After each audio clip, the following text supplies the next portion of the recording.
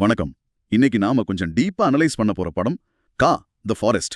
ஆமா, Andrea Jeremiah நடிப்புல நஞ்சல் இயக்கத்துல வந்த ஒரு சர்வைவல் த்ரில்லர். இதுல என்னன்னா வழக்கமான ஹீரோ சென்ட்ரிக் ஃபார்முலாவை உடைச்சு ஒரு சோலோ லீட் படமா கொண்டு வந்திருக்காங்க. பெரிய லட்சியம் தான். ஆனா அந்த லட்சியத்தை சரியா செயல்படுத்தினாங்களா அதுதான் இங்க கேள்வி. கரெக்ட். ஒரு நல்ல ஐடியா எப்படி ஒரு குழப்பமான திரைக்கதையால கெட்டு போகுங்கிறதுக்கு இது ஒரு கிளாசிக் உதாரணம்.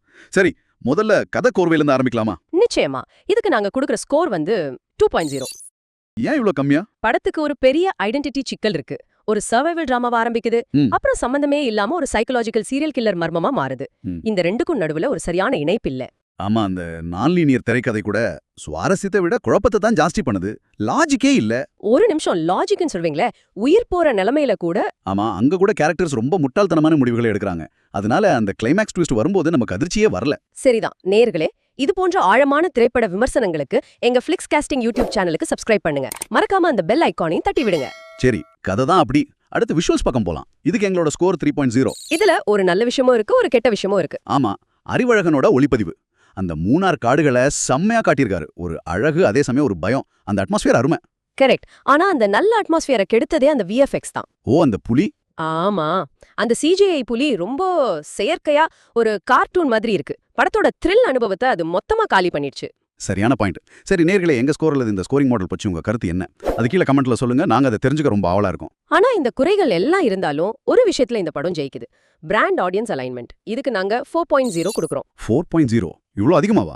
ஆமா, ஏன்னா இந்த படம் ஆண்ட்ரியாவுக்கு பக்காவா பொருந்தது. தரமணி, பிசாசு 2 மாதிரி. அவங்க எப்பவுமே இந்த மாதிரி போல்டான உடல் உழைப்பு தேவைப்படுற கதாபாத்திரங்களை தான் தேர்ந்தெடுப்பாங்க. கரெக்ட். சோ இது ஒரு முழுமையான ஸ்டார் வெலிக்கல். ஒரு ஆன் சூப்பர் ஸ்டார் இல்லாம அவங்க மட்டுமே ஒரு படத்தை தாங்க முடியும்னு காட்டுற படம் இது. படம் சுமாரா இருந்தாலும் அவரோட ரசிகர்களுக்கு இது பிடிக்கும். நிச்சயமா. சரி, நீங்க என்ன நினைக்கிறீங்க? உங்க ஸ்கோரை கமெண்ட்ல பதிவிடுங்க. ஓகே, கடைசி பாராமீட்டர் பேசிங், அதாவது படத்தோட வேகம். இதுக்கு ஸ்கோர் 2.5. ஒரு த்ரில்லர் படத்துக்கு இது ரொம்ப மெதுவா இருக்கு. ஆமா, டென்ஷனை உருவாக்கணும்னு சொல்லி ரொம்ப நீளமான அமைதியான காட்சிகள். ஆனா கதையில சுவாரஸ்யம் இல்லாததால அதெல்லாம் வெறும் ஃபில்லர் மாதிரி தான் தெரியுது. வசனம் இல்லாதது ஒரு தைரியமான முயற்சி தான். ஆனா அதுக்கு இன்னும் ஷார்ப்பான எடிட்டிங் தேவைப்பட்டிருக்கும். இரண்டாம் பாதி ஒரே இடத்துல சுத்தி அவசர அவசரமா ஒரு கிளைமேக்ஸ்ல முடியுது. நீங்க படம், கதாபாத்திரங்கள் இல்ல இயக்குனர் பத்தி என்ன நினைக்கிறீங்கன்னு கமெண்ட்ல சொல்லுங்க. சோ எங்களோட இறுதி தீர்ப்பு சிறந்த சூழல், செயற்கையான த்ரில்ஸ். ஆமா, இது ஒரு தவறுவிட்ட வாய்ப்பு. ஆண்ட்ரியாவோட நடிப்பு, அந்த காடுகளோட காட்சிகள் எல்லாம் நல்லா இருக்கு. ஆனா அதை சப்போர்ட் பண்ண ஒரு புத்திசாலித்தனமான எழுத்து இல்ல.